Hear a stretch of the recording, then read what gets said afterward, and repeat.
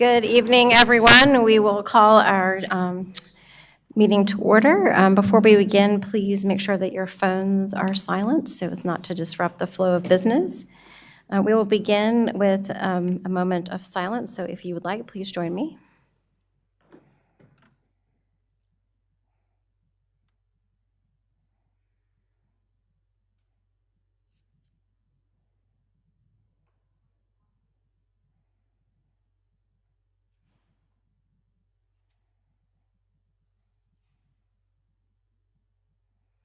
And now please stand if you would like for the Pledge of Allegiance.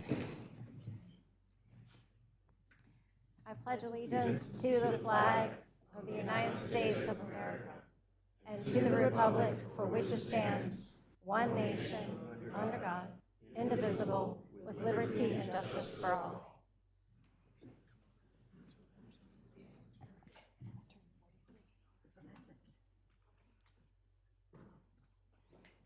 Mr. Smith, you have the floor.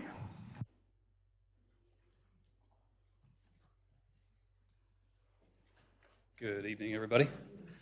Just a few announcements for you this evening, but they are quite important. So first up, Larry, if you'll click to the next one. We have a Gilead Road closure coming up beginning Thursday and moving through the weekend. This is going to happen in several phases.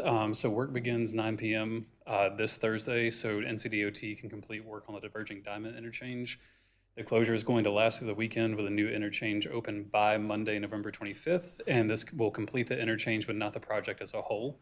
We're strongly encouraging everybody to find alternate travel routes during this time to avoid the road closure altogether. Here's a schedule of closures that NCDOT has provided to us, so I'll walk through it for you.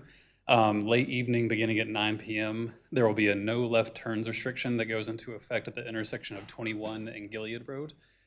This new traffic pattern will be in place by Friday morning, and those left turns will be replaced by U-turn bulbs. So at this point, when people are traveling Friday during the day, Gilead Road will still be open, but there will be a new traffic pattern in place that does not allow left turns. Friday night, NCDOT will close Gilead Road to all through traffic to complete striping work between US 21 and Reese Boulevard. All traffic during this period from Friday night throughout the weekend will be diverted onto I-77. I-77 north ramp traffic will be redirected to US 21. I-77 south ramp traffic will be diverted west toward Reese Boulevard. Emergency vehicles will have access during this time. Lights and sirens will be required, and there may be some delays while workers move equipment and barricades out of the way for their travel. We'll have 5 off-duty officers stationed in the area to assist with traffic management, and detour routes and traffic control signage will be in place. Then by Sunday evening or into early Monday morning, all of the roads affected by this closure will reopen, and the newly constructed diverging diamond interchange will become operational. Immediately coming up tomorrow and Thursday, we will also have some traffic delays on Statesville Road due to work happening from Charlotte Water. They're repairing the roadway following an emergency repair of sewer service in the area that happened last week. There won't be any closures at detours, but there will be lane shifts on Statesville Road near 14139 Statesville Road during this time. The schedule for this work is tomorrow morning, Wednesday, November 20th from 9 a.m. to 11 a.m. The northbound lane will be shifted on Statesville Road. And then Thursday, the following morning from 9 a.m. to 11 a.m., there will be a southbound lane shift on Statesville Road. Any additional delays should be minimal, according to Charlotte Water. And then just a reminder, next week is Thanksgiving. Happy Thanksgiving if you celebrate. And all Town of Huntersville offices will be closed Thursday and Friday of next week in observance of Thanksgiving. And just a reminder of all the way you can connect with us. You can visit our website, sign up for our newsletter, follow us on social, or download our app from the App Store. Any questions? Go ahead. Yeah, just one. It looks, so on the diverging diamond, on social media, I saw there might be some confusion that it's not, the whole project is not complete after this Correct. weekend. Can you Yeah, just the kind whole of? project is not finished, just the diverging diamond interchange will be completed. But the remaining work to finish out that project will continue on past that. And do we have a date, the estimated completion date of the whole project? I do not have a date that NCDOT has provided to us now. Okay, thanks. Thank you. Thank you. Okay, we're on to item 6A, presentation from the Environmental Sustainability Committee.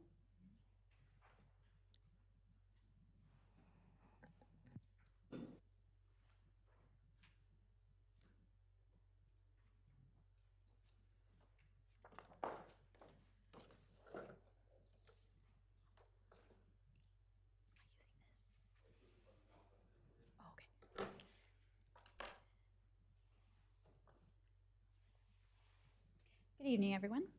On behalf of the Environmental Sustainability Committee for the Town of Huntersville, I'd like to thank the town board and staff for creating and approving this committee and for allowing us to present tonight. My name is Tricia Knight. I am a sustainability consultant for the built environment, largely focusing on Green Building System LEED, which stands for Leadership in Energy and Environmental Design, and I have a Master of Science in Sustainable Development. And tonight, in the name of sustainability, we're going to talk a little bit about trees. Briefly, for those who may not know that our committee exists, we convened for the first time in January, and the purpose and duties of our committee is to advise and make recommendations to the town board about any of the town's sustainability efforts. And we do this by focusing on 4 priority areas: community education and engagement, green building and infrastructure, reducing greenhouse gas emissions, and enhancing natural beauty and livability. And tonight, trees accomplish all 4 of those, so that's pretty exciting. Next slide. Just real quick, a really nice quote that I found: "He that plants trees loves others besides himself," by Thomas Fuller. And a great word to replace with plants tonight is saves. So he that saves trees loves others besides himself, because that tree is doing all of us individually in here a lot of good, but if we save it, it's going to do it for our neighbor and the people outside these walls and things like that. Speak louder. Oh, okay, thank you, sorry. So we're here to discuss the trees and how we can maybe preserve them. So just a real quick agenda, so you know I'm not going to talk for hours. Why trees? We'll talk a little bit about those. Then our committee's recommendations for the board, and then some final thoughts. So why trees? Trees give and give. They cool the air, so think about summertime. Oh, there were other pictures on there. Okay, this was originally a graphic that had 9 little images up there that we were going to go through, so I will try to remember what they are. It cools the air. If a hot summer day, what are we all looking for? Some shade. So instantly under a tree, you're going to find temperatures way cooler than if you were standing in the direct sun. The next one, I think, was improves water flow and water quality. Those trees are stopping the rain from hitting the ground so hard that they're going to take away nutrients or any little ecosystems that are on the ground, prevent wear and tear. I believe the next one was mitigates climate change. So all of those greenhouse gas emissions that we hear about, to include carbon dioxide and methane, the trees are pulling carbon from the air and fixating them in the soil. So all those great mature trees out there are working for us. There was, I think it saves on cooling bills. So if you've got trees around your home or around your business, that shade is going to keep you from having to use air conditioning at an increased rate, so it'll save a little there. It also saves on your energy bills for heat. If you've got some kind of tree barrier at your home or, again, at a business, it's going to prevent those cold fronts and that wind from seeping into all the little holes that we can feel it coming into our homes, and so that can save on heat as well. It increases urban biodiversity. So all the little critters that are out there wandering around that are also sharing this planet with us, they are relying on trees individually, collectively, for us to help preserve them, because obviously they weren't allowed in here tonight. So that's another reason. And one that wasn't on there, which was surprising, oxygen. They're giving us oxygen every day. So we rely on these trees day in and day out to help us and provide comfort, beauty, livability, industry, you name it. So trees are an invaluable resource. One of our committee members pointed out that over in Chaton right now, in that wonderful walkway, they've got some great signs up that are illustrating some of these points.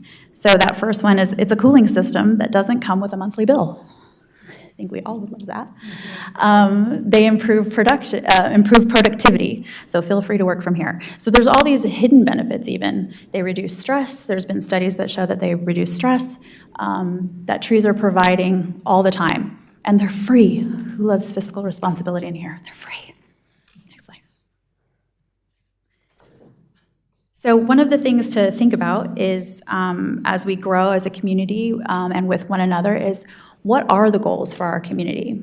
Is it as much economic growth as possible at the expense of all else?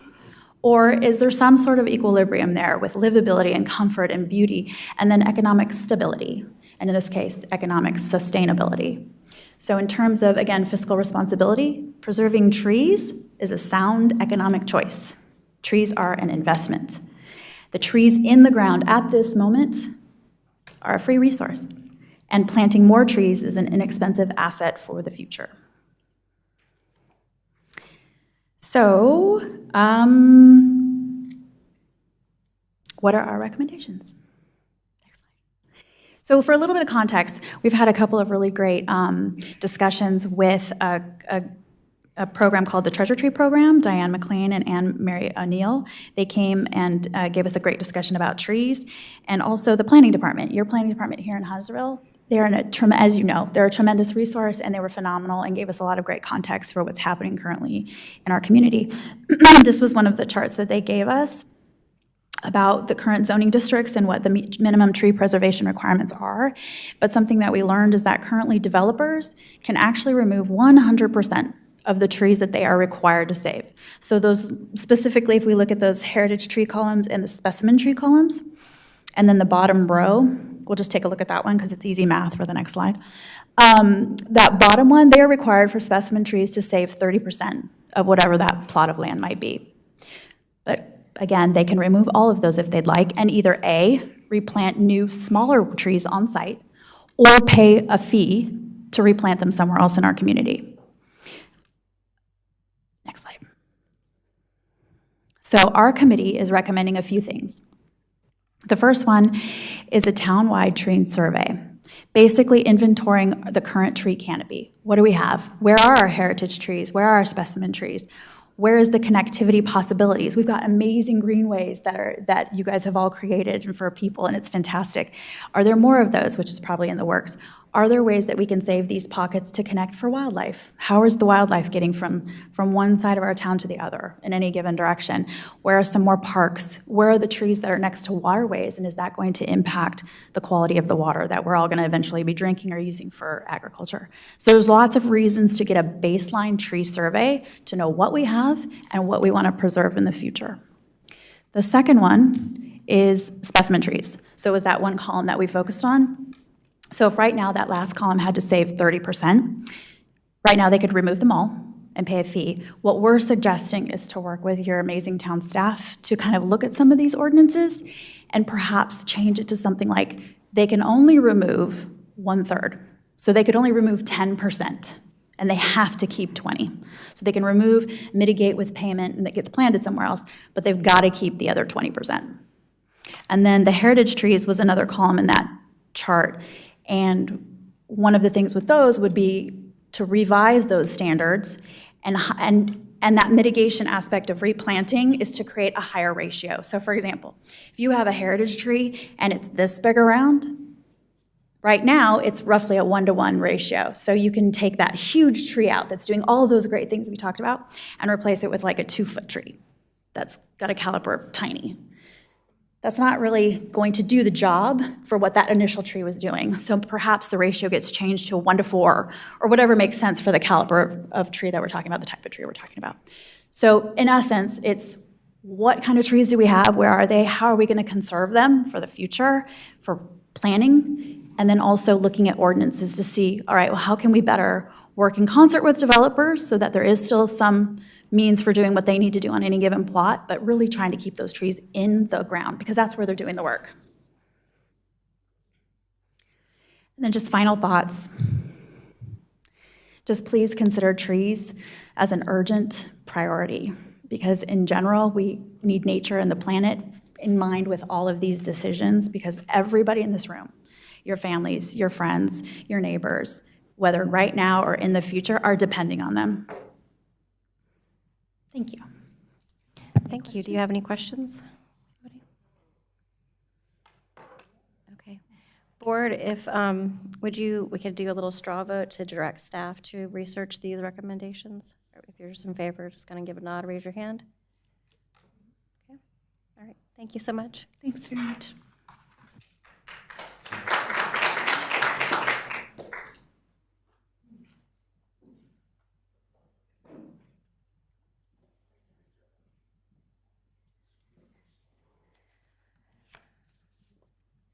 All right, Small Business Saturday is coming up, so we have a proclamation for that. Whereas the town of Huntersville, North Carolina celebrates our small local businesses and the contributions they make to our local economy and community. And whereas according to the United States Small Business Administration, there are 34.7 million small businesses in the United States. Small businesses represent 99.7% of firms with paid employees. Small businesses are responsible for 61% of net new jobs created since 1995, and small businesses employ 45% of the employees in the private sector in the United States. And whereas 68 cents of every dollar spent at a small business in the United States in the local community and every dollar spent at small business create an additional 48 cents in the local business activity as a result of employees and local businesses purchasing local goods and services. And whereas 59% of U.S. consumers aware of Small Business Saturday shopped or ate at small business independently owned realtor or restaurant on Small Business Saturday 2023. And whereas the town of Huntersville supports our local businesses that create jobs, boost our local economy, and preserve our communities, and whereas advocacy groups, as well as public and private organizations across the country, have endorsed the Saturday before Thanksgiving as Small Business Saturday. Now, therefore, I, Christy Clark, Mayor of Huntersville, do hereby proclaim November 30th as Small Business Saturday in Huntersville, North Carolina. There will be a quiz on all those statistics.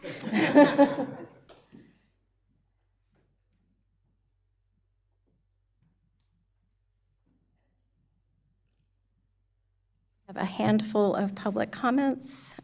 We'll start with, I'm sorry, I can't read your handwriting. Singleton.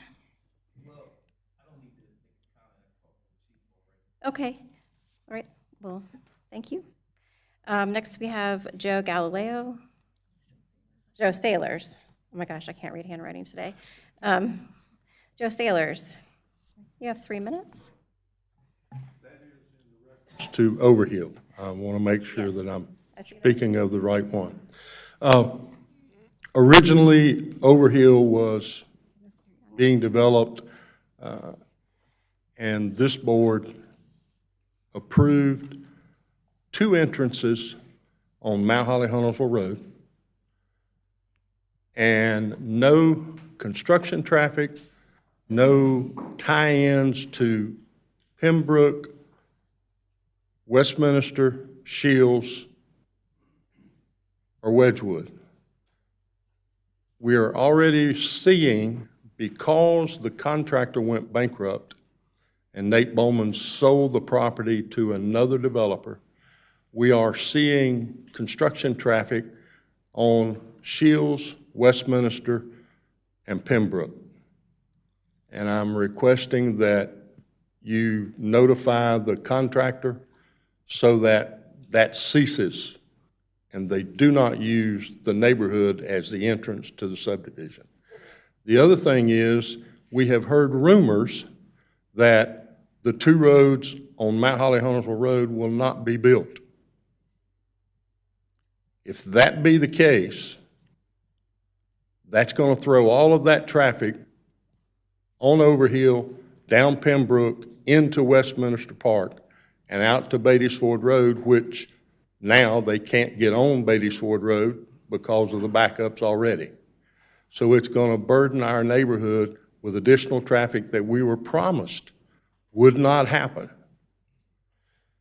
And thirdly, I've heard a rumor that town staff, with your traffic people and engineering people, have suggested that Overhill be closed at McCoy.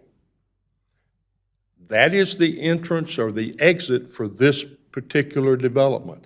And we were promised that they would use Overhill to go to Beatties Ford Road and McCoy and into Huntersville. If you close off Overhill, that will again force all of that traffic back down Pembroke and into Westminster Park, which we were promised when the development was approved would not happen. Thank you. Thank you. Lee Hallman, you're up next. You have 3 minutes.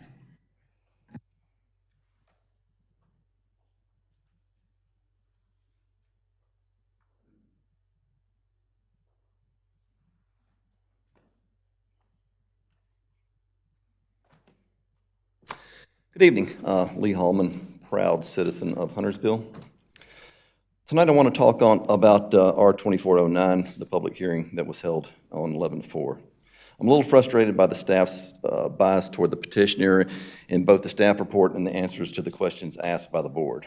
Also in the dismissive attitude toward both the zoning ordinances and the residents that will be greatly impacted by this action.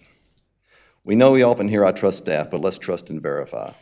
We pledge the truth, the whole truth, and nothing but the truth. Of course, the difference between the truth and the whole truth calls out omissions of fact in order to deceive, or untruths of omission, and the nothing but the truth calls out outright lies. Both the latter are equally egregious. The omissions of facts in this petition are, when Commissioner Dumas asked the question, what are the differences between the current NR zone and the proposed TC zone, the response was made by reading down a list of by right permitted uses in TC. And right before the actual uses that are additive and maybe are troublesome, the staff jumps to the list of similar building types in both zones. He specifically leaves out nightclubs, music clubs, bars, and similar entertainment facilities. Why was that? Further omission occurs in the staff report because you'll notice how everything cited on our community plan and downtown master plan supports this action. Does that suggest 100% compliance? No, we just left those out. Most rezonings include at least some staff comments where the rezoning does not support those plans, so you can make a full and thorough decision. We can and will provide those to you and the staff. There are too many against aspects of this plan to speak of at this time. I'm allotted, but as vice chair of the Downtown Steering Committee, I'd highlight that the general upzoning was never the intent of that year-long $125,000 consultant-led project. We talked about how TC would expand down Gilead Road organically, property by property, over time, until it reached I-77. The dismissive quip of calling our zoning ordinances barriers also infuriates me. Our zoning ordinances are our standards that we worked on and refined for 50 years. This is an insult to the town and shows a strong developer bias. Hopefully this was just a quip, but we'd like to see a more balanced perspective from our staff, our planning staff. Another burn on residents was the comment, "The future got here before some expected." First, no, in fact, the future never gets here. I remind staff that planning exists to plan for the future. Upzoning this block to general town center zoning says that we're done trying to implement our plans, and you can build anything on the list by right, and we'll see you at the groundbreaking ceremony. Or if you're 117 Gilead Road and already have a habitable structure with a coming soon sign that reads Pints and Pages Coffee Bar, you can go ahead and get your alcohol license and start serving pints of coffee, in quotes, to your guests at a picnic table only 30 feet from a residential bedroom window until 2 in the morning. That's the genesis of all this. I know because I was in the room where it happened. Deny R-2409 and let's see those long existing plans by way of conditional zoning, please. Thank you. Thank you. Amy Hallman, you're up next. I see Mr. Boone. Tammy Epperly. Okay. You have 9 minutes.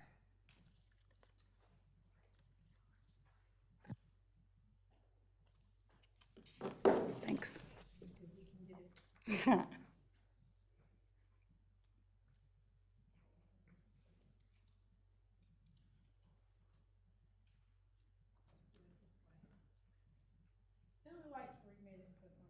Well, I'm sure we all do, but.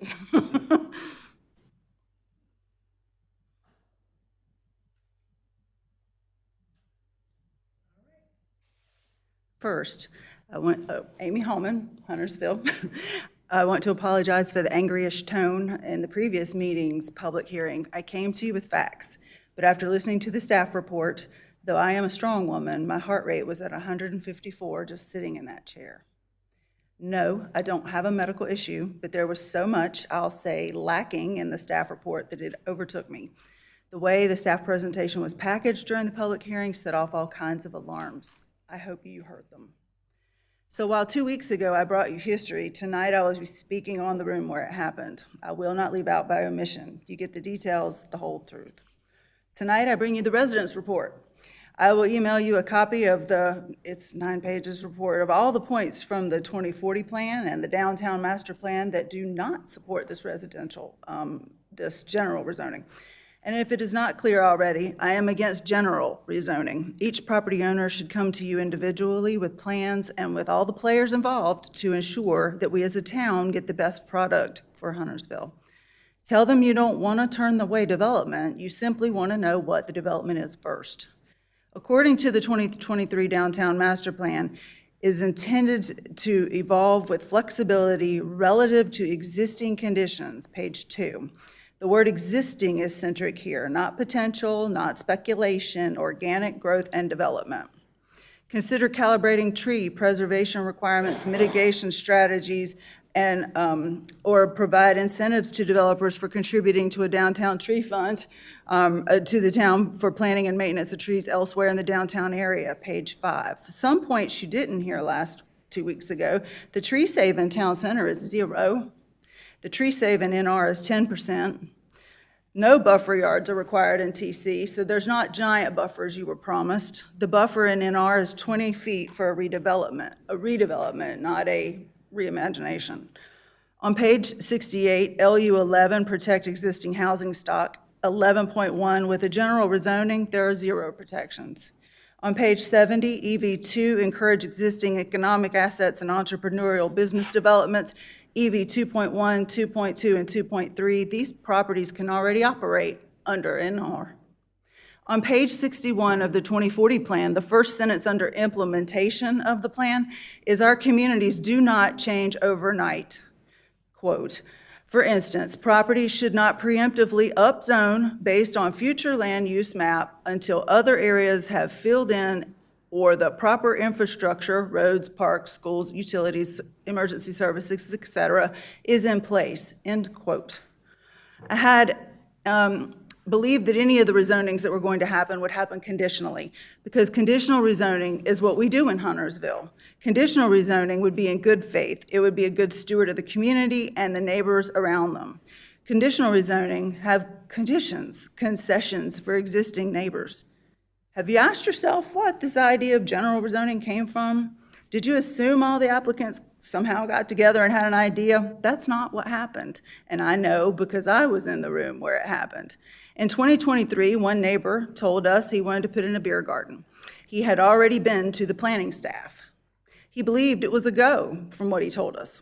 In a June 28th, 2023 meeting with us, the property owner, his designer, and Jack Semino and Brian Richards, the 2 planning staff said that his project was too big for NR. So if a beer garden and a restaurant is too big for NR, why are we comfortable with this general and no plan rezoning? Doesn't this count as a plan? Semino said staff had seen the plan. Where is it? I was surprised by the non-contiguous and raggedly knitted together properties asking for a general rezoning. But when you asked if any of the applicants were in attendance, you were told no. But the applicants from 106 Gilead were in this room. Mr. Richards said that NR zoning would be a barrier to development during the staff report, despite having 2 residential properties in the middle of these, 108 and 119, neither for this rezoning. Foregoing existing zoning to remove barriers would seem as part of the high-intensity development plan that was the least popular when designing the downtown master plan, page 3. Economic development recommendations recognize and plan for a phased approach to potential future development based on the realities of existing land ownership and associated parcels, geometry, and street frontage, page 6. Facilitate potential joint development approaches with multiple developers and landowners, page 6. Are we doing this? We don't know. We don't know if developers and plans are not present. Encourage incremental, small-scale infill development congruent with existing land ownership and parcel size and geometries, page 6. If the zoning is changed to a TC general rezoning, this will not happen. 106, 115, and 117 can and quite possibly will be torn down and replaced with what? We don't know.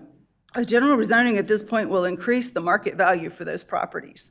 The only mention of the downtown master plan 2 weeks ago from staff was gathering.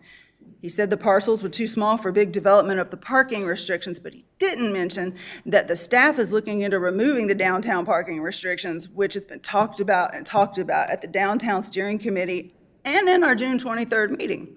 Encourage implementation of shared parking or joint access agreements, page 6. Throughout the downtown master plan, it talks about this.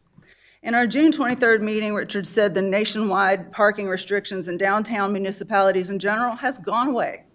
They rely on shared parking, parking decks, etc. We also know that our planning staff is working on eliminating parking restrictions. Why not mention that? How does he know that gathering works when none of these properties has submitted plan? He has admitted that Henson's not giving you any plan. He has no intent of changing anything at 121, so he doesn't need a change. And the other 3 properties are vacant and have been for 2 to 20 years. No renovation has taken place at any of these properties with these owners. By the way, there are 5 more downtown organizing principles: mobility, nature, living, civic, and soul. And for soul, it says build at a scale, at a rhythm, and according to pattern that respects historical precedent. Historical and cultural were the 2 things that were said, that were missing from the staff report last time, where it said that the other things wouldn't be bothered, but historical was left out. And I explained to you what the historical stuff was. Under soul, development in the primary gathering area and balanced with selective and context-sensitive redevelopment while enhancing and celebrating existing neighborhoods, civic and historic downtown buildings, open spaces, and activities. Putting a by right beer garden in the middle of these 30 feet from someone's residence bedrooms is not sensitive. If North State wants to come in and buy 115 and 117 to complete the square of their project, I am not theoretically opposed to that, but be upfront about it. When staff said the future got here faster than some folks thought, this is not the future. He called these petitioners pioneers. The staff refers to 117 as operating as a business, and it has been vacant for 2.5 years. He has also described 115 as in disrepair. He says this general rezoning will invite some potential projects that would have never come before. All of them are vacant except 121. One was inherited about 20 years ago. One was bought in 2022, paid $495,000 in cash, and another was bought as part of a $6 million real estate deal in a single week in June of 2022. These are not mom and pop developers, as you were told. This isn't some longtime Huntersville resident trying to turn their property into business. You know that a developer has had a conversation with 2 of these properties, as evidenced in my report and a separate resident's email 2 weeks ago. This isn't mom and pop. I'm probably getting pretty close, huh? I could go on and on. But when Bergsman asked about the music, and you were told by staff that there was no difference about having music in either place, you were not told that neighborhood residential does not allow any kind of outdoor sale of goods or activity in NR. You weren't told that.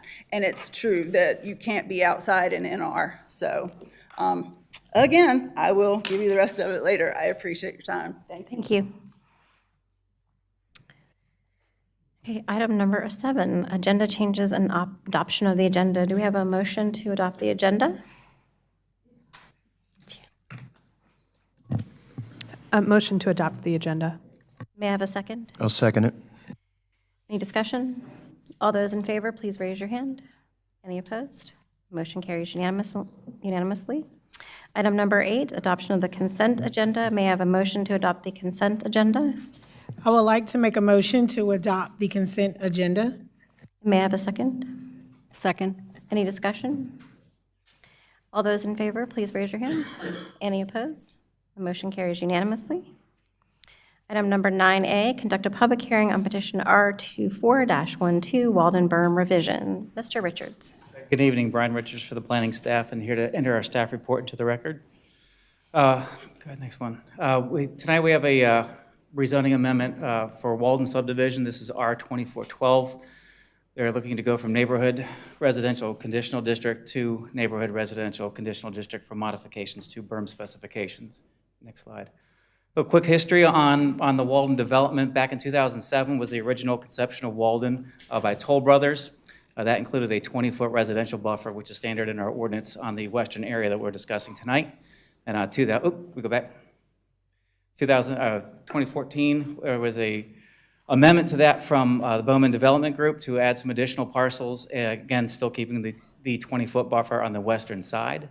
In 2018, the TF Walton Group purchased this from Bowman Development, and as part of those discussions and considerations with the neighbors, that was the introduction of a 30-foot buffer with a 4-foot tall berm. After that was approved in 2018, moved on to construction plans, which are our preliminary plans. That was done in up to 9 phases. That was over the course of from 2019 to 2022. Next, please. Here is an aerial view of where the berms are located on the northwest portion of the development. Go to the next one. So what we're asking for tonight, what the developer is asking for tonight is a modification request to allow for variable slopes. The standard ordinance allows for 3-to-1 slopes on the either side of the berm and an 8-foot crown across the top. If we do the math simply, which was an oversight by staff and developers in the past, that works out to about 32 feet. So you can't put 32 feet inside of 30 feet. So they are asking for some modifications to the pitch of those berms to make it fit inside that 30 feet, which is, again, greater than the ordinance standard. They would plant that berm to meet the ordinance standards as well. Next slide, please. You can see some existing pictures. These were taken Friday. They've replaced much of the dead vegetation that was installed earlier this year. You can go into the next slide, please. Again, you can see the fresh vegetation that was recently planted. The next. We do recommend approval of this due to the consistency with land use policy 11.1. We do ask for some conditions of that they do update the plans, which would be included in RTAP, that the modification request is approved by board. The applicants already asked for that. We would suggest that additional evergreen trees be added to the berm to help with opacity, and that a drainage swale is installed and maintained by the developer. It's already installed today. We'll make sure that's all clear on their HOA documents, that is the HOA's responsibility to maintain, to receive the offsite stormwater from the neighboring properties. And I am here to answer any questions as well as the developer and his team. Board, any questions? Commissioner Bergson? I just have one for staff. Is there also going to be, my gosh, my words, a presentation from the applicant? They do not have a presentation, so this is a very simple one-page amendment to revise the plans. So they chose not to have but they're here to answer questions for you. Okay, so I'll just start with the one for you. And there was, I was under the impression in the past couple of months that there was supposed to be a survey that the developer was going to give to staff since March of 2024. Have we received a survey, or what is going on with that? Sure, we did receive the as-built survey in August. There was a grading plan that was mislabeled as built. That's been communicated to the residents and the board as well in previous emails over the last several months. So that was not an as-built survey that was handed out in June. The as-built survey was not done until August of this year. We do have that. That has been shared with the adjoining residents. And again, when as-builts are typically not done at this phase of development, they're done at the back end to make sure everything's in compliance. And we review those plans, but the developer did agree to do that mid-development cycle to ensure these things. That's when we discovered with certainty that the slopes were not correct, could not be put in place, and they've asked for this modification based on that survey. Could you send a copy of that survey to the board? You should have that, and I will make sure you guys have that either tonight or first thing in the morning. Okay, thanks. And then I'll hold off if there's any other staff questions Sure. before I... Other questions for staff? Do you have questions for the developer, Ms. Bergman? Oh, Mr. Dimas? Okay, so just to make sure I understand, so the berms that were previously approved by town board at that time, we have since learned is not possible. And we're trying to, and so this is we have to, it's an administrative thing to correct in order to. Not administrative. Okay, We're all going right. We're going through the legislative All right. process, so we're fully transparent as to what we're doing. We made a mistake, we're correcting it. Correct. Okay. Yep. Have we learned from that? Are we gonna, how do we avoid this in the future? Sure. Moving forward, if there are negotiations at the dais for things, we would ask, in similar in nature, we would simply ask for a pause of 2 weeks so we can go ahead and get all the math done, make sure everything fits, and then continue on from there. Questions for staff? Okay. You have a question for the developer? My turn again. So who is, there you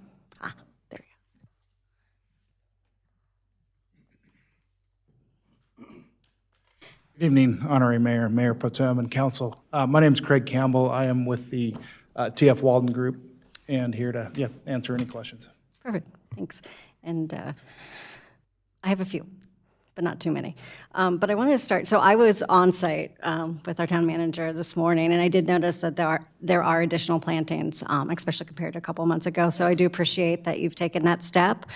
There are aspects that still seem like they're in progress. Would you say that what it is today is what it would remain? Or are you still working on some of the slope, the landscaping, things like that? Yeah, there's still some minor adjustments to be made. Our landscaping crew was out there last week and this week, and even as of today, still kind of doing some touch-up items. I'm not sure the extent that you're asking, but yeah, there's still some cleanup items happening. I do believe the plantings are per the approved landscape plan. We're cleaning up some of the erosion and whatnot is what's been happening in the last couple of days. They do feel that it is currently to the ordinance. Would you consider going above and beyond, since this is, if we're being asked to make a sacrifice in terms of the slope, would you be willing to plant, especially the arborvitae, and add some more in there along to make it more opaque? I would consider that with staffs, and as Mr. Richards just explained, I don't want to say we'll do something tonight and not have a chance to meet with our landscaper and work through these things to make sure that we can accommodate that. I'm willing to have those discussions and consider that by all means. Okay. Are you working with an arborist on that landscaping, or is that something that as if you're discussing with staff and looking at what can and can't be done, is their willingness to include an arborist? I believe our landscape contractor has an arborist on staff. Okay. And so how much time do you think you would need to, discuss and, work with staff to come back to the board? We'll work with the development team and make sure we have an answer prior to the December 3rd meeting. Okay. We have planning board tomorrow night. Obviously, nothing's going to happen in 24 hours, so we'll get something to you shortly. All right. Whoops. Turned it off and turned back on again. So one of the other things that I've noticed is that there does seem to be some erosion issues still. Are you aware of that? I'm sorry, I didn't. Some erosion issues. Yes, that's what, we've had the contractors out there repairing that and continuing to monitor that. As this is newly built and we're trying to get some of the vegetation, not necessarily the taller vegetation, but more the grasses established, we have to kind of continue early on. With this type of a construction, early in the phases, you have to repair erosion more frequently than in later time as things have kind of grounded and rooted themselves and the soils and the plant materials work together. So can you talk through a little bit of what your process is what your process typically looks like, and factoring and mitigating that during the construction until you get to that post-construction phase when everything is complete in regards to erosion? Well, we have to follow the town and state erosion control measures. There's an actual permit that we have to abide by. Do you do regular checks, though? Yes, we have a third party that comes out, I think it's twice a month. It might be more frequent than that, to do erosion control checks, and then they provide us a report, and we quickly get out and correct those items. Would you be able to send us a copy of that report? Yeah. I believe so, yes. Thanksgiving reading material, perhaps. And then one thing that I also noticed today is in that one section of the berm, there is, and thanks to Anthony for identifying and for me, what's called Johnson grasses, which is an invasive grass, and it's close to the neighboring property, which is a farm. Are you planning on kind of mitigating that to make sure that that invasive species doesn't pop over into the neighboring properties? Yeah, as part of our maintenance of the whole area, we look out for those types of things. So I'm glad you bring that to our attention. I'll make sure we focus on that a little more aggressively. Yeah, I know there was at least one section, there may be more, and that was on the side that's kind of perpendicular to Rama Church Road. More to the north side, is that?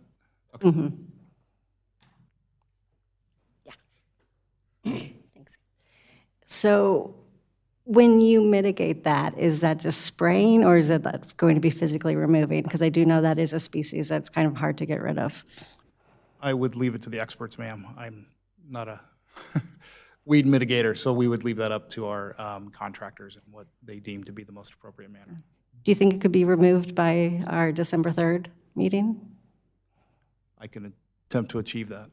Okay. Depends on the weather and their schedule. I would appreciate that. So, and then just my last question is in relation to, on the Stubb Street, there is that sewer, I don't know if manhole's the right word, that's sitting pretty high up. I am just curious, and maybe this is actually a staff question and not your question. And thank you, Anthony, for the blue dots. But the way that it's sitting seems, it's right in the middle of the Stubb Street, almost. So I'm kind of confused why that was built the way that it was. If I misspeak, I'll ask my engineer to come up, but that's designed per the town design and the engineering plans that were submitted. As that road gets built going forward, storm and sanitary stubs are in the road, manholes sit in the road as that road is to pop through. The elevation grade is to go, we have to capture grade going up to get to that property line. And so it looks odd today, but at future build out, that's built what we understand to be the appropriate location and height. Okay, so you feel it is the correct height, but how tall would you say that was? It was sitting a couple feet up.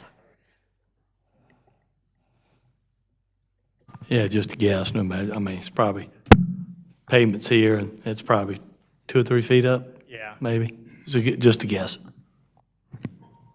So you're saying it's meant to be that way? Yes. Okay. That was my last question. Thanks. Board, any other questions? Oh, Another- Mr. Richards? Yeah, just one other point of clarification I failed to mention earlier. In the original construction plans, the buffer was identified as an undisturbed buffer. Obviously, if you're going to install a berm and plantings, you have to disturb that. So we'll make sure that's cleared up as well on the ensuing construction documents. Thank you. We have a handful of public comments. Joe Sailors, you have 3 minutes.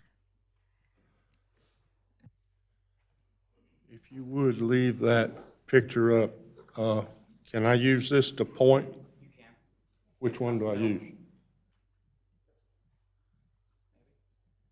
There you go. All right. Maryland's property is here, actually all in here where this is because of the way they had to put 2 things on the same map. This buffer was cut down approximately 12 feet and then added back. This buffer was cut within 6 inches of Maryland's fence, and it drops straight down 27 feet to the lots that you see graded here. Had they not cut the 30-foot buffer that was supposed to be undisturbed, as he said originally, they wouldn't be in this predicament. Staff allowed the developer to cut the berm to within 6 inches of Maryland's property. It was supposed to be 30 foot of undisturbed. They did away with it. So naturally, they cannot put a 4-foot berm or 30-foot buffer and a 4-foot berm on top of that because it wasn't there. Staff made them come back and put back dirt. The only problem is at the widest point along that buffer, it's 26 feet wide. At the same elevation as Maryland's property is to where the same elevation was before they took the dirt away. So now they're stuck with putting a 4-foot berm on top of a 26-foot wide buffer. That can't happen. And now they're coming back with the recommendation of doing a 2-to-1 instead of a 3-to-1 slope on that berm. And in their own words, 3 years ago, they said that they had to have a 3-to-1 ratio in order for the berm to work. But now they're coming back to you with a revision in this plan that says, we're going to do a 2-to-1 ratio instead of a 3-to-1 ratio, which is totally different to what they said 3 years ago when we were here. Now, the other thing that they said a little bit earlier in the presentation is that the as-built plans have been given to the owners. They have asked for the as-built plans. Thank you, sir. Have not received them.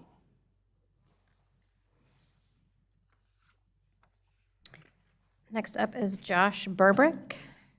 You have 3 minutes. You can just state your name. Good evening. Josh Burbrick, 15300 Fred Brown Road. All I can say to this is the whole thing has been clouded. This is 5 years of a waste of our time over nothing. We're with the town planner twice in his office about this opaque berm that he was going to build. That berm and that buffer that you're showing there, I know a few of you have been up there, it is not slanted. You couldn't run up that hill. That's not like that. Last 2 weeks ago, when we went to the town, whatever the town meeting that the planner, Walden, was holding, as the town planner was sitting there and remained silent, I'm still clouded by this. Because when this started, the town planner was talking like he worked for Walden. Now, all of a sudden, the guy from Walden is talking at a town hall meeting like he works for the town. And he's running a meeting that's involving our property, not his property. We're supposed to be the taxpayers here. But all we simply wanted was a berm. We have a farm. We have animals. We have a fence that is electrocuted from solar energy. We do not want children will see our horses and our farm, just like Maryland's, and they'll come into it. This is what we got. We got cookies and tea at the town planner's office. Oh, we'll take care of it. And his vast knowledge of what opaque means. Well, I know what opaque means, and that's never going to be opaque. Because when I measured today, those trees were 32 feet apart. 32 feet apart, I don't think you can grow a tree 32 feet wide. So not only do we not want somebody coming into our property, but we don't want light coming from those properties, and we don't want children to be able to come onto our property. They also, where Maryland's property, there was no arborist involved. If the arborist was there, he was running a giant backhoe that took every tree that either we or the Ainsleys did not own and took it off that property. They brought all the property down, moved all the dirt away, and that's where the problem is, because now they brought new dirt in and they've built it up. That berm is never going to last. It's been there 6 months and the erosion is severe. In back of Maryland's property, it's probably 10 feet already that it's eroded. And it's straight up and down, and it's supposed to be on a 3-to-1 slant. A 2-to-1 slant, it's not even close. You couldn't climb up that berm. I couldn't. A child couldn't, because it's so loose, it would come loose. So her problems that she's going to have with the erosion are going to lead to her water on her property, and that's the same thing that's going to happen to our property.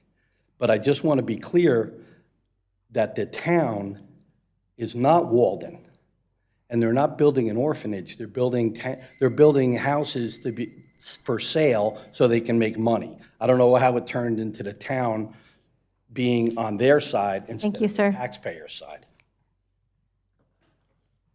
Thank you. Next, we have Tony Burbrook. You have 30 minutes. 30 minutes. 3 minutes. See, we listen. Thank you. Were y'all paying attention? I told you there was a quiz. I first want to commend you for having Commissioner Bergman help us with this issue that you inherited, and I hope you take this as a really clear warning in black and white that this town needs to address poor governance. Brian Richards, who sits here and seems seemingly a Cub Scout dad, engineer with good ethics, as well as other people in the planning department, as well as the developer and his folks. We're talking about $1 billion company. We're not talking about Bob, the builder from Huntersville. I'm not going to take up your time and go through a list of all the issues because we've been lied to. I have it in writing that it was to be an opaque landscaping. And at the community meeting, when I asked if they admitted that they talked about opaque landscaping, they in fact did. They said, yes, we did say opaque landscaping, and then they snickered and said, it will grow opaque. And then I thank you, sir, for coming from Florida, because the only 2 times anything has gotten done on that berm is when you come to visit. And we laughed the one time when you were supposed to show up and didn't come because they moved earth-moving machines, building up the berm, trying to make it look wonderful. I've spent 30 years investigating fraud, and not just this project. You heard a woman speak earlier about a different project. The town planning board comes up and talks about these minor issues. This is just a minor adjustment. This is asking for forgiveness after a mistake. This is not asking for permission. You might as well put a billboard out on 485 and 77 that says, builders, come this way. You can do whatever you want because the planning department's going to help you do it, and then they're going to stand up and say it's okay. The planning department, under no conditions, should be standing up here talking and presenting. Their job is compliance. It's either in compliance or not. If it's not in compliance, the answer is no. They shouldn't be recommending something that's a 2-to-1 buffer that at the minutes when this was approved, his boss, Jack Simino, went in details, and I ask you to go to those minutes, went in detail as to why 3-to-1 was the absolute minimum. I have a ditch that they created, a 6-inch ditch that when he said it was a minor adjustment that they're asking for 2 inches, that minor adjustment, notice that it also includes a 6-inch ditch. There is no 30-foot berm. The berm isn't 30-foot wide right now. You heard him say there was a survey. I'm not sure if you heard him say it was an aerial survey. Well, an aerial survey is a lot different than a survey when the town manager tells me there was stakes out there. You don't throw stakes from an airplane. We asked for a survey. As-built drawings should require a land survey. And there is no reason why the board should be accepting anything other than that. I ask you to take off the rose-colored glasses and take a good look and listen to what the community is saying to you project after project. Thank you. Thank you. Next, we have Greg Ainsley, and Marilyn, you're ceding 3 minutes to him, okay? All right, so you have 6 minutes. I'm Greg Ainsley. I live on Raymond Church Road. And I have some highlights. My wife has some written notes that she can provide you if you would like them, that you can look. They're almost four pages. I won't go into great detail about them, but we feel very put upon and very disturbed that our property has been severely, the edges of our property have been severely degraded by the poor development done. I'm a retired Air Force officer, and I know a little bit about topography, and I know a little bit about how to read a map. And rather than build on the land that was presented and set there, they have gone to great lengths to cut down that land, to put very steep banks on the edges of our property there, and it just can't meet any of the requirements that you've put in about the buffer and the slopes and anything that are there. It does not and cannot possibly come close to what your town planners and the developers have said that they would try to do. It is physically impossible for them to come back and correct it without moving a great deal more dirt around and putting it in there. Had they developed on the land that was there to start with, we wouldn't be here today, because they took great efforts to move soil out and then bring back more soil and try to compact it into something that will hold up a house. If you look on to the east of where Farrelltown Parkway should come someday, they've put in fill dirt that I would suggest may or may not hold a house at some point in the future. And personally, I would never buy any of that property. And I fear for those people who may be buying property there that they will not be getting sustainable property that can hold a house and be lived in, that can be lived in and survive through whatever comes from the weather in the future.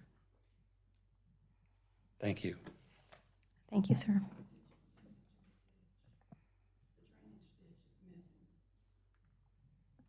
I'll just add quickly, there's supposed to be a 6-inch ditch at base of the berm on our side that will carry off the runoff from our property.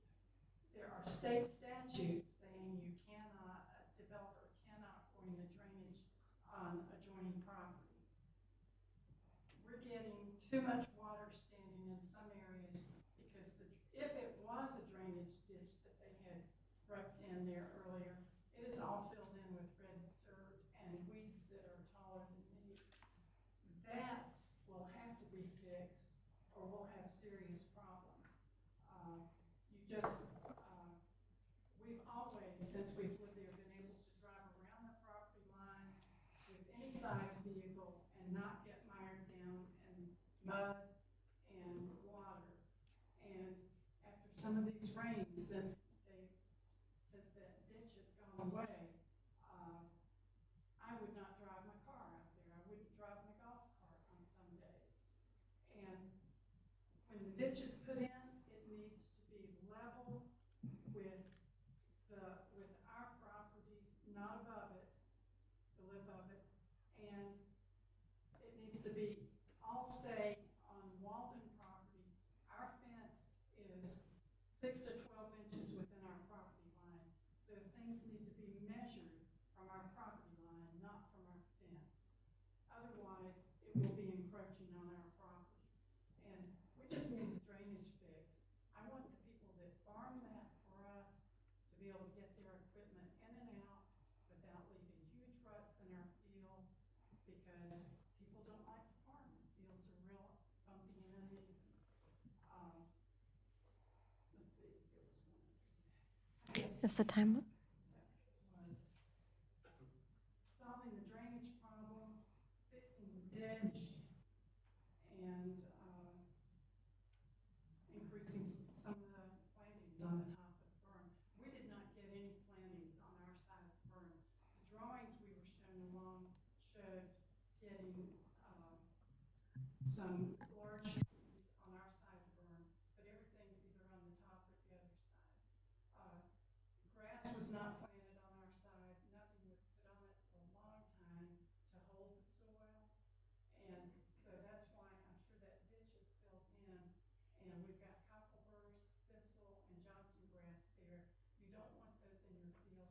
And you don't want the Walden people climbing on them and kids getting injured by those. Thank you. Planning board, do you have any questions for staff or the developer? No, not her. The planning board? Nope. Okay, thank you. All right, we are moving on to item 10A. Consider a decision on petition R24-03 Long Creek Retail. Mr. James? Good evening, and please enter the staff report into the record for R2403 Long Creek Retail Conditional District rezoning. So update since the public hearing and planning board meeting. We had concerns at the public hearing and the planning board meeting about the phasing of the project, meaning you've got two parts to this project. You've got the convenience store, gas station canopy, and one retail building on the parcel to the right on the screen. And then the parcel on the left would be another retail building. We have just found out that the home on that second parcel on the left will remain until phase 2 is complete. So that is a new update for us. The applicants have agreed to put the public street in on that left side parcel, which was a condition we had asked for at the previous meeting, and the planning board did as well. They've also agreed to the buffer conditions. We had concerns over some of the slopes on some of the buffers. A reminder, buffers are to be required to remain vegetated and not to exceed a 3-to-1 slope. The previous plan was pretty close to being steeper than that. The modification ask was to grade into those buffers. They have agreed to not exceed the 3-to-1 buffer on the rear side and to the northwest side property as well. One concern we had at the previous meetings was a driveway connection from the public road to phase 1. Because of the existing home that is proposed to remain until phase 2, that driveway connection will not be able to be done in phase 1, according to the applicant. With that being said, staff would at minimum like to see a pedestrian connection in the way of the 10-foot side path along the entirety of the frontage of the plan that is required per ordinance. Originally, phase 2 was the time when that extension of that side path was to be put in. We'd like that to be in phase 1. Next slide, please. So moving on a little bit to briefly about TIA improvements. With the condition of the phasing and the applicant agreeing to put the public street in, the TIA is still in review from NCDOT. However, they did approve the previous rendition of this. And some of the improvements that the applicant has agreed to per NCDOT comments is a right turn lane access from Beatties Ford Road and a median, which would be right in, right out access. A leftover turn lane into Beatties Ford Road access into the driveway, which would go away when phase 2 is proposed. And we believe that right turn lane would then go to the public street access. And then the right turn lane into the development from Mount Holly, Huntersville Road would be a right in, right out access with a turn lane and a median to prevent full access. Next slide, please. So just a reminder on the 2040 plan and a couple of the updates. A couple of the community plan items that this plan does meet. 6.1, which is a support of mix of land uses and key locations, and commercial uses encouraged in the Beatties Ford Road, Mount Holly, Huntersville small area plan. One item that still remains that the community plan does not support with this proposal is the prioritization of tree canopy. The applicant is proposing to save one specimen tree. I believe there's approximately 29 existing, but due to the amount of grading they are doing, they would like to mitigate with the tree bank fund. I think the lady here today spoke on some of those mitigation areas and some of the things to look forward in the future. But again, they will be proposing to save one tree along that rear buffer. Next slide, please. So in the planning board meeting, which was deferred to the September 24th meeting, the planning board voted unanimously 7-0 with the conditions that that public street be included in phase one, which the applicant has agreed to do. Add the stub connection to the adjacent property for future connectivity. The applicant has actually proposed to make that entire side on the northwest buffer a right-of-way. That way, if any properties did redevelop in the future, they would have access to that right-of-way to build a connection to that street. So in that way, the condition 2 has been met as well. And then redesign the buffers to stabilize the slopes and ensure healthy plant growth. The applicants have agreed to that and not exceed 3-1. Next slide, please. So moving on to staff recommendation. Staff can support and does support the proposed rezoning with the 6 conditions on the screen, that they do follow through with the inclusion of the public street, actually in phase 1 of the development. Any TIA improvements approved by NCDOT are constructed at phase 1 of the plan, and the leftover turn lane onto Beatties Ford Road is removed upon completion of phase 2, making the driveway on Beatties Ford Road a right-in, right-out only access. And then the inclusion of the entirety of that side path along the frontage to be built in phase 1 to at least have a pedestrian connectivity. The 30-foot rear buffer with grading does not exceed 3-1 slopes to ensure healthy plant growth and stabilization, and all minimum planting standards are met. Ensure that the northwest buffer adjacent to the single-family home does accommodate what is in the plans as a 15-foot evergreen screen or buffer within that new right-of-way. Again, that is a modification request because the buffer next to a single-family home is 30 feet. They have offered a right-of-way with street trees and a 15-foot additional evergreen screen, and that any other minor staff comments through the reviews are met. We are still reviewing that plan, and sometimes you have some little adjustments here or there. With that being said, the applicant is here. They have some information they'd like to present as well. Whatever you guys want to do, if you have questions for me, I'm here. If not, we can move to the applicant's presentation. Any questions? Excuse me, for staff? Commissioner Quarles?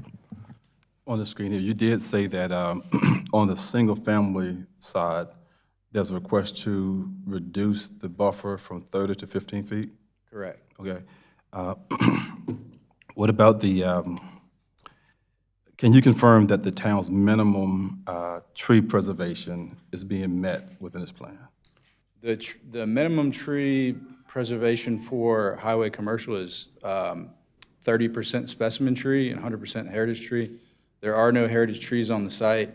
They are saving less than 5% as opposed to the 30% requirement. So they are choosing to mitigate through the tree bank fund. Thanks. You're welcome. How many homes are being built in that area, like right behind where this development would be? Oak Grove Hill has 154 units that are being built. The adjacent parcel to the rear was a senior living facility, and that has not come in for construction plans. I'm not sure if those will proceed or not. So it's vacant at this point. Okay. How close is that? Do you know? Yeah, the Mosaic Senior Living is directly adjacent. Okay. I don't know how far that property goes until you get to Oak Grove Hill, off the top of my head. Okay. Okay, thank you. Commissioner Bergsman? Has the applicant expressed any willingness to go above and beyond our ordinances in terms of the tree mitigation? We have not discussed that. By ordinance, they are allowed to use the tree bank fund, and they've shown on the plans that they will meet that minimum tree bank fund mitigation. that's something that you may be able to ask the applicants. Thanks. Commissioner Dumas? I was going to wait on this, but since we're talking about trees, so there's 29 trees currently. We're planning on saving one and donating or contributing to the tree bank fund. I personally am not a fan of the tree bank fund. I don't like the idea of cutting down this many trees. It's not the same, planting a small tree versus cutting down all these large trees. As we learned and heard earlier, there's no way. Did we look at creative options for the plans? Maybe this is a question for the applicant. I can wait till that point, but I would love to hear, is there any other alternatives to be able to keep some trees? That's something that we've tried to work with through the first couple of rounds of the plans, and then at the planning board meeting is there a way to save more of those trees? I believe the applicant, and they can speak more to this, in order to make the property work with grading, they asked to grade into those buffers, which would be areas where you could keep trees. So that's something they've engineered and found that they could not do.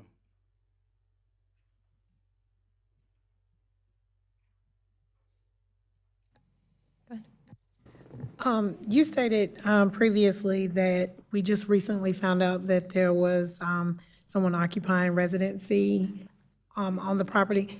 Was there not anything done previously or prior to this project was even created or thought of to ensure that the residents were around or near or in, I guess, I'm just trying to understand, how do we not know, I guess, that there was someone occupying the residence here? When we get a conditional plan that occupies, in this case, 2 parcels, we assume that those parcels will be built on.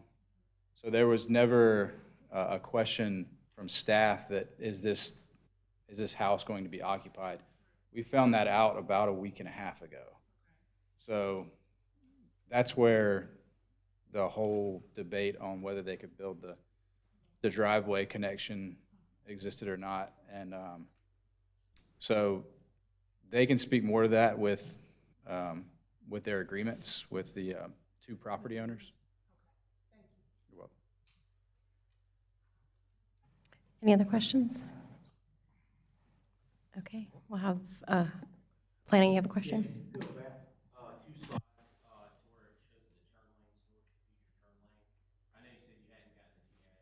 One more slide. It doesn't look like there's enough storage One more. down, Beatty's Ford and then turning left on Mountain Huntersville, just because I know 30 to 50% of that cars that come out of Long Creek Elementary in the morning take that left to Mountain Huntersville, headed towards Harris, W.T. Harris. So I would just, when you get the TIA, make sure there's enough storage there, but I know that's going to affect your dedicated left into that driveway. Mm-hmm. Yeah, and those left turn lanes should change with their revising of the TIA because of the public street going into phase 1. So the applicant may know more about this. I believe they have some of their traffic engineering staff here as well. They can maybe speak to how that left turn lane will look with the inclusion of that public street. Any other questions for staff? Okay. Have the applicant, thank you. I may go through the presentation, I may not. Let's stay here. Maybe this is a better one to stay with. Just because it gives us an aerial of what's going on. Whitney Hodges, representing the applicant. Just want to first say thank you for letting me come up again and talk about it. It's been a long process. I've been in this for about 2 years with the applicants actually. To kind of go to, I'm going to start with some questions and hopefully I answer them as I go around. What this is originally approved as is a drugstore with an additional building.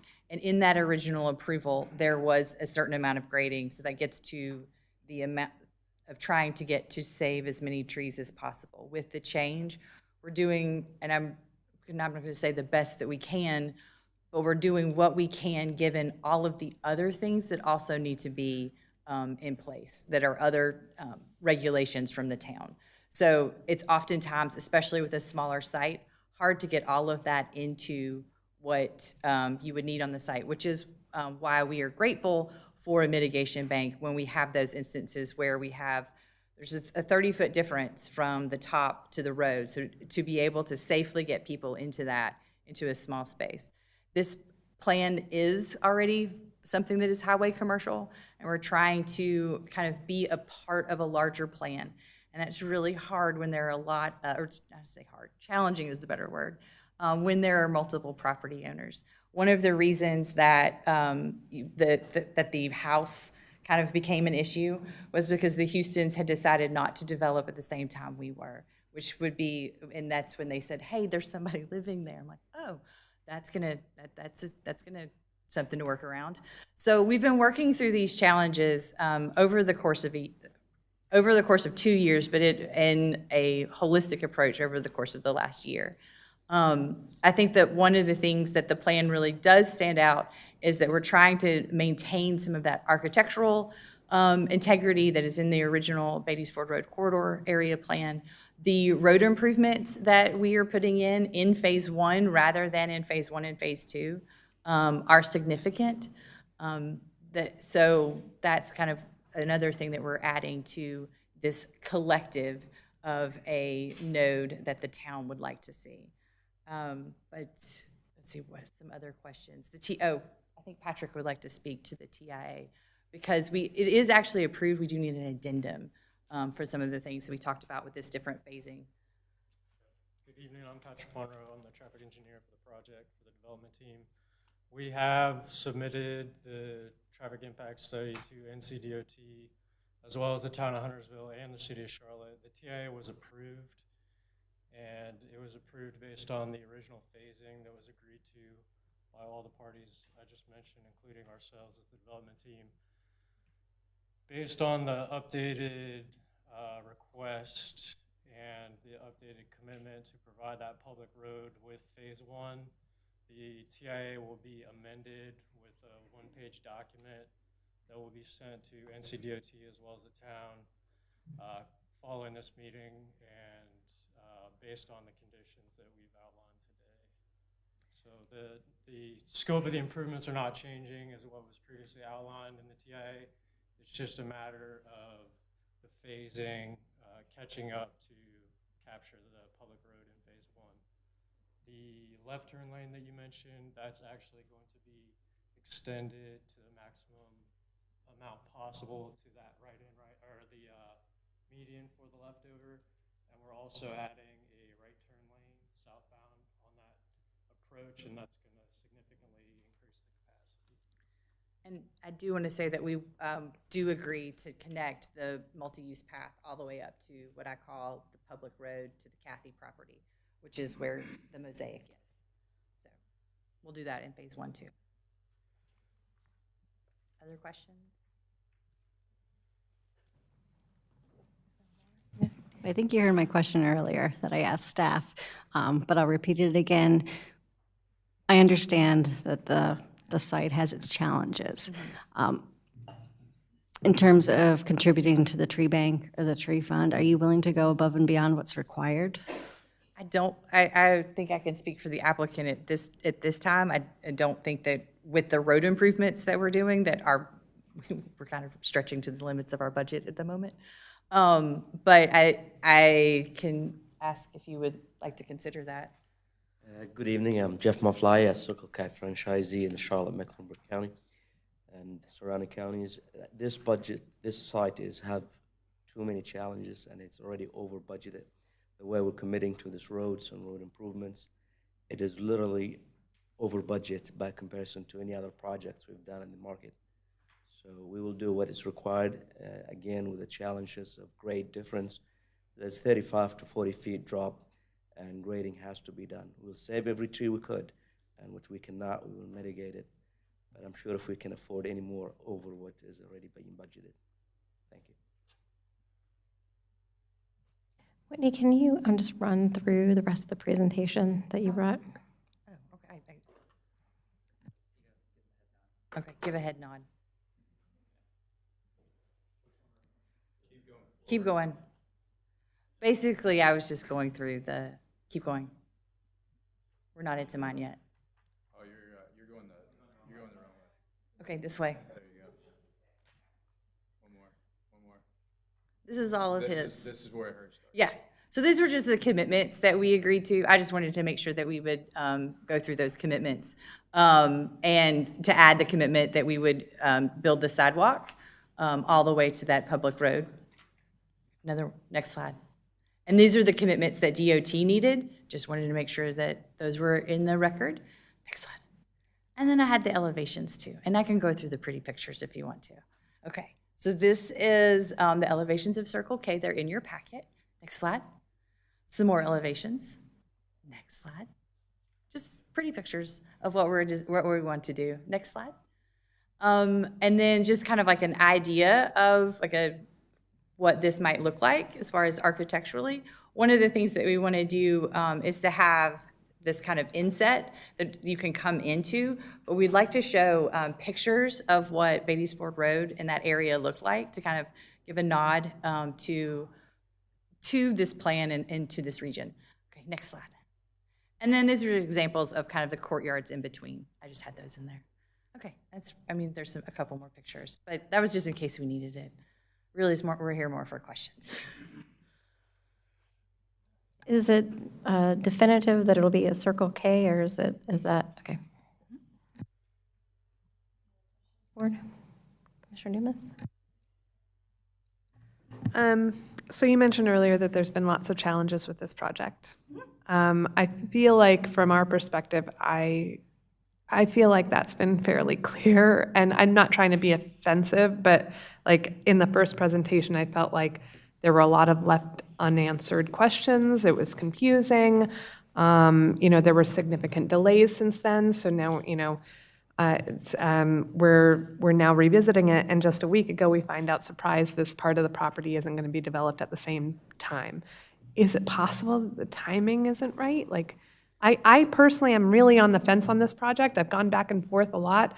I think it's a good location for what you're trying to do. I don't like the tree save, as I mentioned. I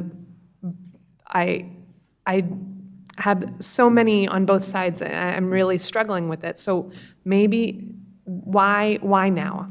So something's got to be, so for this area of Beatty's Ford to develop, something's got to be the catalyst. And so we're kind of putting it out there that this could be the catalyst. Because I believe, and I am not a market expert, but I believe that if you start some development down there with this project, that you will see those other parcels develop much quicker. We didn't have opposition from the public because a lot of those property owners understand that this is supposed to be a node, it's something that they want, but someone's got to start the development down there. Because both this project and the project across the street have been approved since 2008, 2009. And the impetus, just someone needs to start something and take that chance and take that risk. And that's what Mr. Mafly would like to do. So I think that's part of the reason that you're right, in some sense, you're right about timing, but someone has to be the one to start.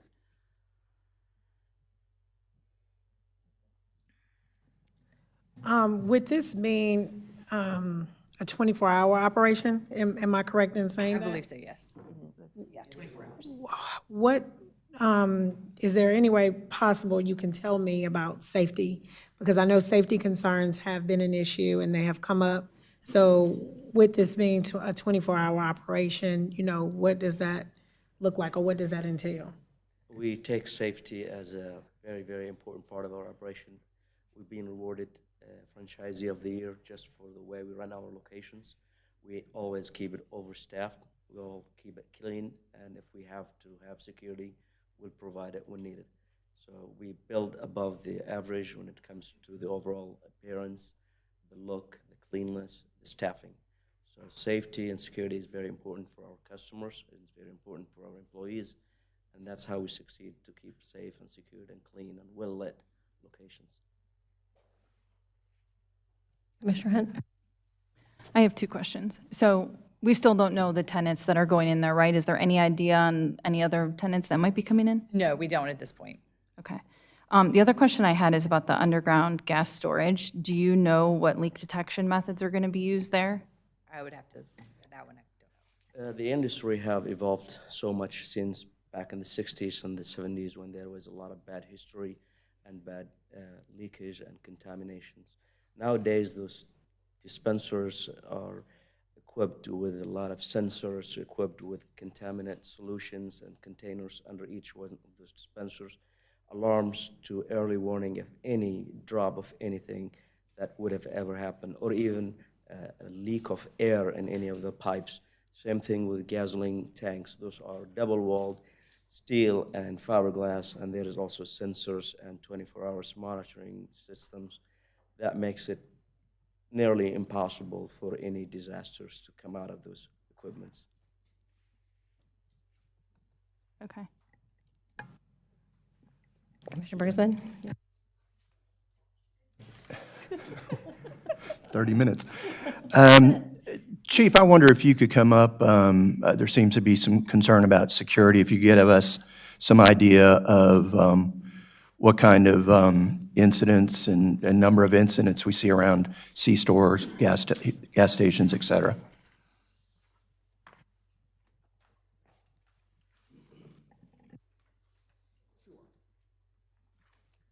I've provided some stats and stuff I got earlier this morning.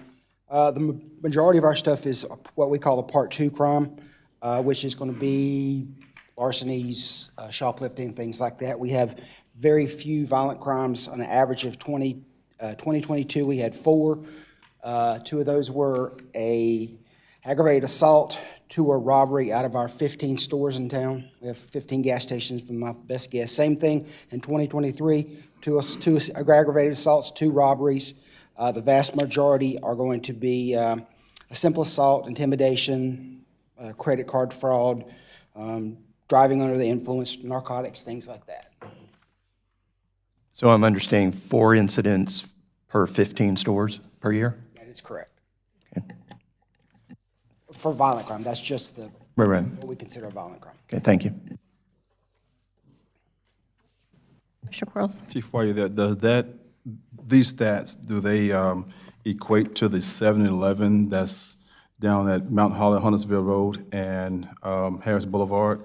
That's Charlotte Mecklenburg. That is in Charlotte, and I have limited access to those stats, but I can go through and look at the case reports. 2022, 2023, and so far this year, they have no robberies. They've had 1 aggravated assault out of the last 3 years. Property crimes are about consistent with what we have up here as well.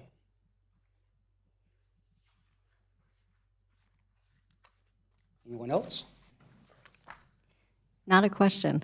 I just want to say, though, I'm noticing as I'm looking at this that there's definitely been a drop in 2024, so I just want to commend HPD for We're not through the protecting our holidays yet. community. I don't know, and as I'm talking, I was like, I just jinxed it for you, didn't I? You probably just jinxed us, thank you. But no, I think we call that The same thing, transparency. and I was like, nope, we've still got some holidays to get through, so this is when we have a lot of issues. Thank you, though. Yeah. Other questions, board? All right, are we ready for a motion? Commissioner Walsh? Hold on. I make a motion to approve rezoning amendment petition R24-03 Long Creek Retail to rezone approximately 4.39 acres located at the intersection of Mount Holly Huntersville Road and Beatties Ford Road from Highway Commercial Conditional District to Highway Commercial Conditional District for a convenience store and retail commercial use development with the following conditions. Number 1, inclusion of the public street connection during Phase 1 to ensure necessary infrastructure to connect to adjacent parcels is developed up front. Number 2, the plan accommodates the construction of the entirety of the required side path along with development frontage during Phase 1 of the development to add a key pedestrian connector to the plan. Number 3, any TIA improvements approved by NCDOT are constructed in Phase 1 of the plan, and the leftover turn lane, Beatties Ford Road, is removed upon completion of Phase 2, making the driveway on Beatties Ford Road a right-in, right-out only driveway access. Number 4, the 30-foot rear buffer modification with a grading that does not exceed a 3-to-1 maximum slope to ensure healthy plant growth with ground stabilization and shall meet all planting standard requirements. Number 5, ensure that the northwest buffer adjacent to parcel 0152643 accommodates an interim 15-foot evergreen screen for the new right-of-way construction. Number 6, address all minor staff comments made on the plan prior to final approval. It is reasonable and in the public interest to approve the petition because it is consistent with future land use implementation policies, LU 6.1 and LU 6.2, and it adds a key commercial node to a designed activity center within the Huntersville 2040 land use plan. May I have a second? Second. Any discussion? Commissioner Quarles? Motion. Yeah, we have any discussion?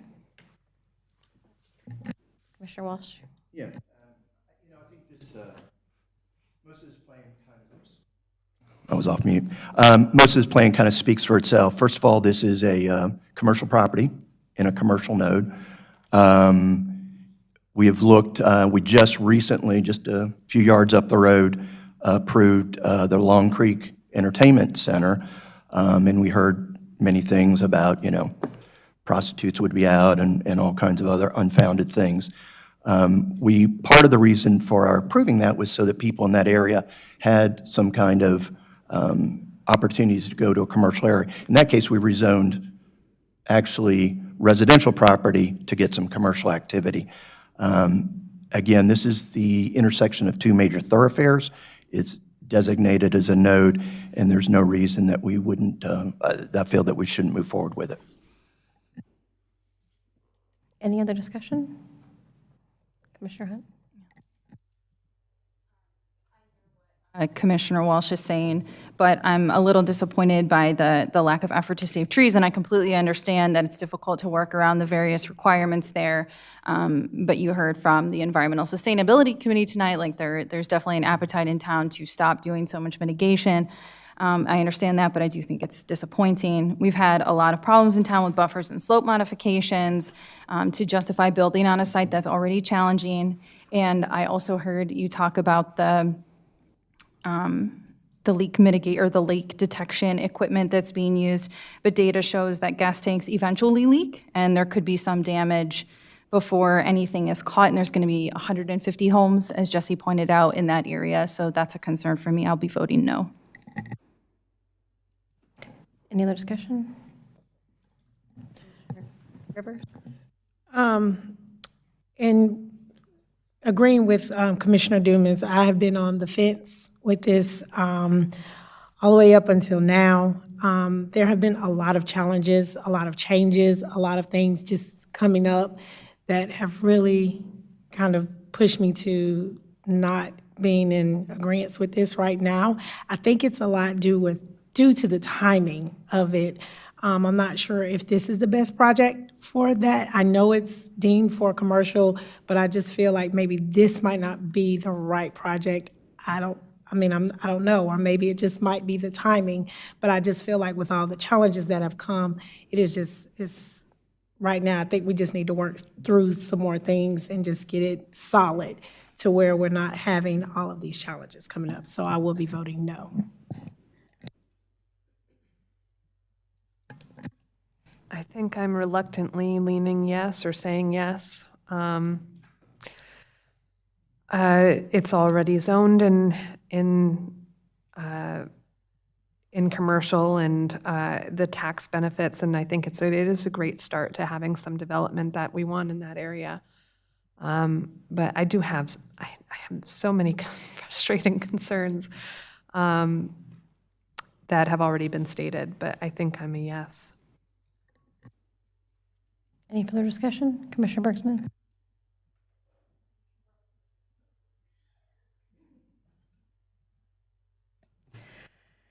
I appreciate, the attempt that, this is an activity center and, trying to bring some growth and, spur some economic growth in that area.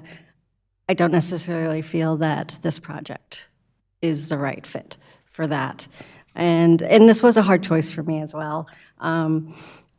It sounds, I keep hearing about the challenges, and, you actually mentioned tonight that things are running over budget to try to meet what the town is requesting in terms of road improvements. And it just, as I keep hearing these things, it just seems to me that it is not the right fit for this location. So I will be voting no. Okay, any further discussion? Come on. Okay. I have a substitute motion.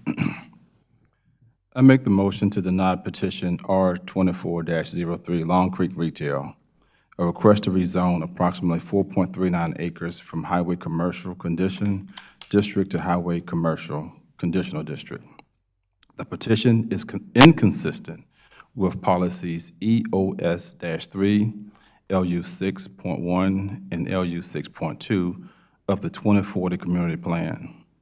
The Long Creek Village Activity Center calls for a mix of connected residential and commercial uses to encourage pedestrian traffic, but this development does not fully integrate both commercial and residential uses into the activity center during the initial phase of the project.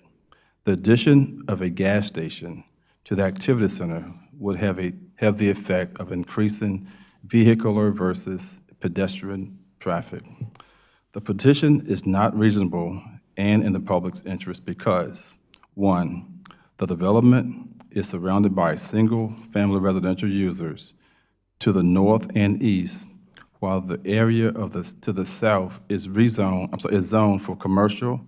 It is currently vacant. Without interconnection, the residential and commercial uses in this activity center, the development is incompatible with the surrounding land uses of the 2040 Community Plan, as it does not establish a mixed-use activity center that encourages pedestrian traffic. Number two, the request to modify the buffer against the single-family usage from 30 feet to 15 feet will result in the detriment to the surrounding residential property owner or owners. Number three, the failure to satisfy the town's minimum tree preservation requirements would serve as a detriment to the community and the environment. I have to ask, do we need a second for the substitute motion? Do we have a second for the substitute motion? Commissioner Rivers? Second. Any discussion on the substitute motion? We need to vote on the substitute motion first. Okay.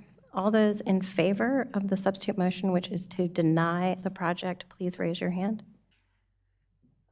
Commissioner Bergsman, Commissioner Quarles, Commissioner Hunt, and Commissioner Rivers are in favor. It passes. And then That motion carries. that motion carries, and the other motion is set aside. Okay. All right. Thank you.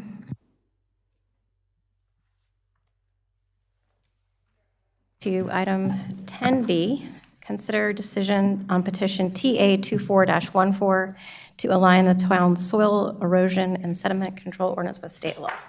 Good evening, Brian Richards, the planning staff. We'd like to enter our staff report into the record. As you just stated, this is a text amendment to update at the town's soil and erosion control ordinance. Next slide, please. Listed on the screen in front of you are the articles that are being addressed that will be in alignment with Session Law 2023-108. Next. And then Article 153.11 for Session Law 2023-142.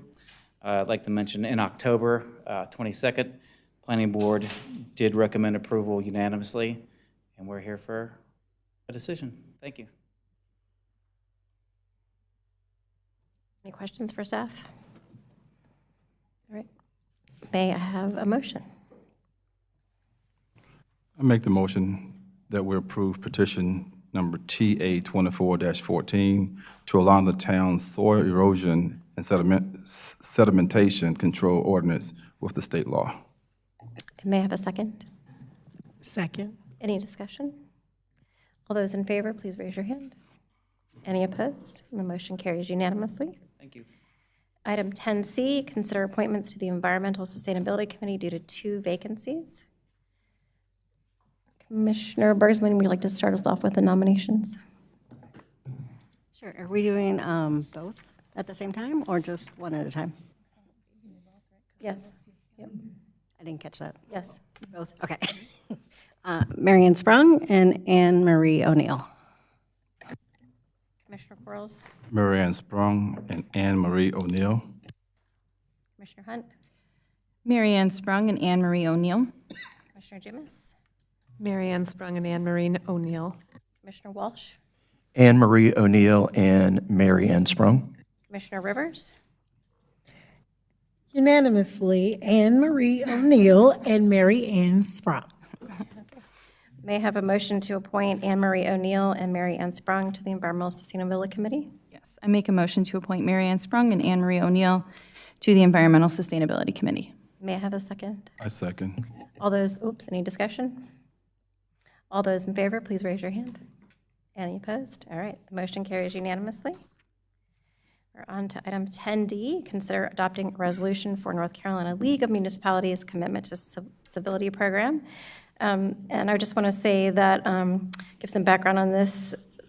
Some of the commissioners and I attended City Vision in the spring, and we learned about this commitment to civility there.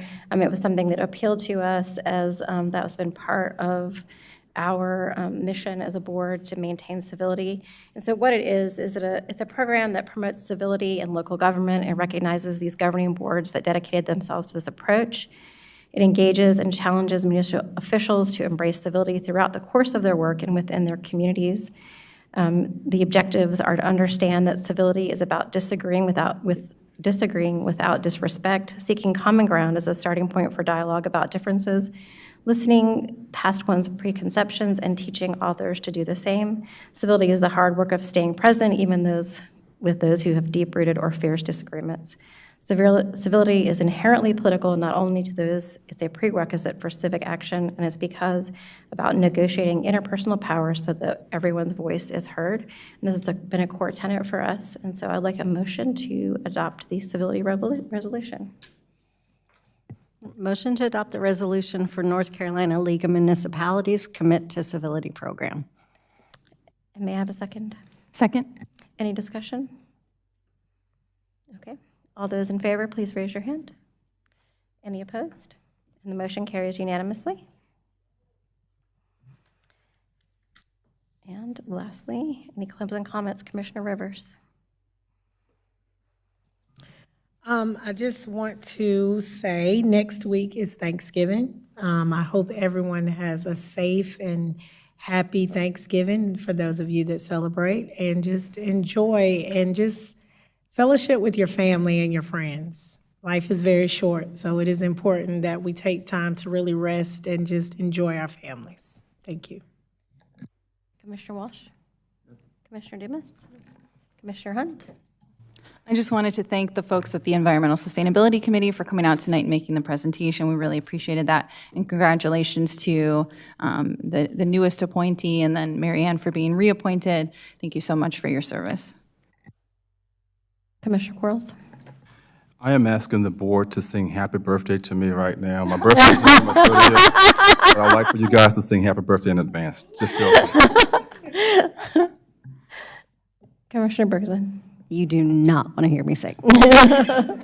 No comments. All right, thank you again to the Environmental Sustainability Committee for being here, and thank you to those who have joined the board. We appreciate your service to the town. May I have a motion to adjourn? Make the motion to adjourn. May I have a second? Second. Any discussion? All those in favor, please raise your hand. Any opposed? All right, the motion carries.